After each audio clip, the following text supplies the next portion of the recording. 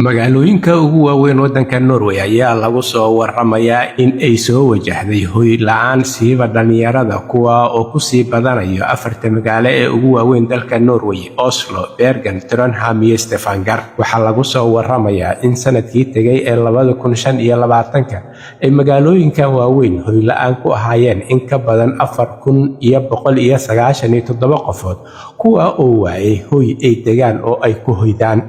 Waxaana lagu soo waramayaa in ay ugu sii daran tahay magaalada caasimadda ah ee Oslo, taa oo lagu soo waramayo in ka badan 1,100 ay hoy la'aan ku ahaayeen sanadkii tagay ee 2025. Maxadka cilmi baarista magaalooyinka iyo gobollada dalka Niger ayaa ku waramayo in magaalooyinkan ay ugu badan yihiin dadka ay hoy la'aan hayso haba ugu sii badnaadaan dhalinyarada.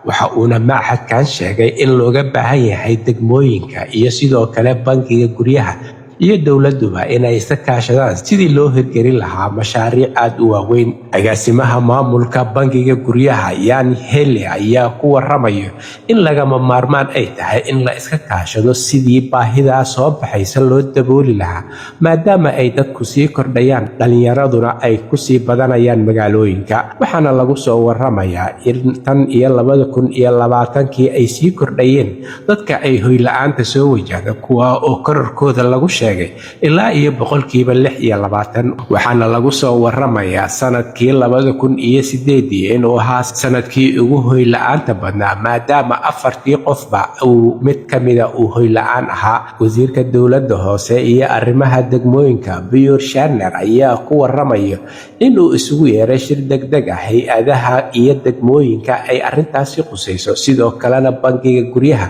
kuwaasoo uu sheegay in uu ku casuumay kulan muhiim u ahaa sidii xaaladan soo kordhay xal loogu heli lahaa. Waxa uuna sheegay in uu kula dardaarmay in si degdeg ah arrintan looga falgalo, bangiyaduna ay qayb weyn ka qaataan sidii dhalinyaradan iyo qoysaskanba ay guryo ku filan u heli lahaayeen.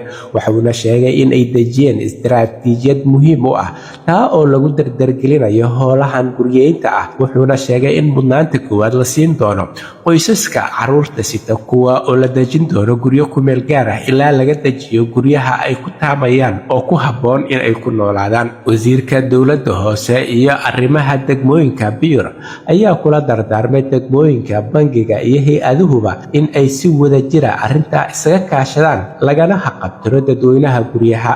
Halka warka kiisa ugu doorkaroon uu idinkaga imaanayo waa Somali Voice in Norway ama codka Soomaaliyeed ee Norway, waxaana idinla socodsiinaya aniga oo ah Cabdullaahi Shiine.